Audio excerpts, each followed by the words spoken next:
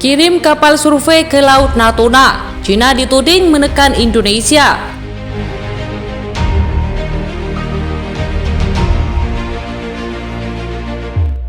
Halo Sobat Pena, jangan lupa klik tombol subscribe dan nyalakan tombol lonceng agar tidak ketinggalan video-video terbaru dari Pena Militer.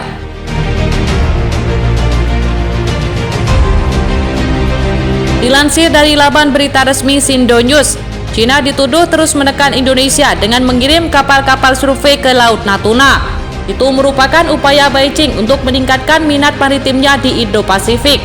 Laporan Radio Free Asia mengatakan, selain Indonesia, Malaysia juga mengalami nasib serupa, di mana kapal-kapal Cina beroperasi di dekat zona ekonomi eksklusif ZEE Kuala Lumpur. Laporan itu mengatakan, Jakarta telah meremehkan kehadiran kapal-kapal Cina. Bahkan setelah para ahli menunjukkan bahwa pola seperti grid yang diciptakannya adalah tipikal dari survei dasar laut maritim.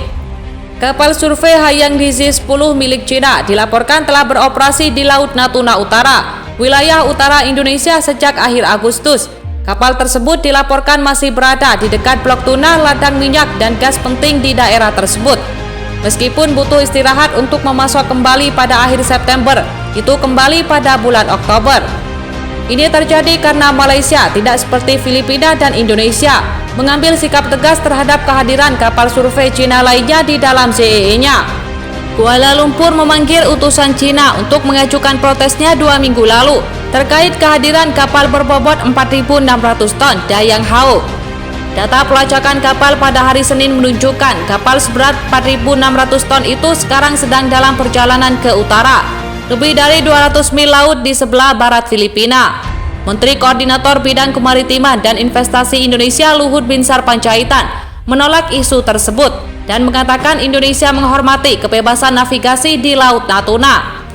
Hong Letu, seorang analis senior di Institut Kebijakan Strategis Australia, mengatakan kepada Radio Free Asia pada Oktober, Indonesia sangat hati-hati, selektif tentang bagaimana dan kapan bereaksi dan menanggapi ketegasan Cina yang bahkan saya sebut provokasi di Laut Natuna. Hong menambahkan, meski Indonesia yakin bisa berurusan dengan Cina melalui dialog, ia butuh waktu. Cina telah memodernisasi kemampuan militernya, merebut kembali pulau-pulau di Laut Cina Selatan, dan menumbuhkan ambisi. Saya tidak berpikir kita memiliki waktu seperti yang diperkirakan banyak orang di Jakarta, kata Hong. Pada bulan Maret, sebuah laporan mengatakan bahwa Cina sedang mengumpulkan data tentang lingkungan bawah laut di Samudra Hindia, dan 2 kapal survei pemerintah akan digunakan untuk hal yang sama. Kegiatan survei ini diklaim bertujuan untuk memberikan keuntungan bagi kapal selam Cina di wilayah mereka. Jadi bagaimana menurut pendapat Anda? Silakan tulis di kolom komentar.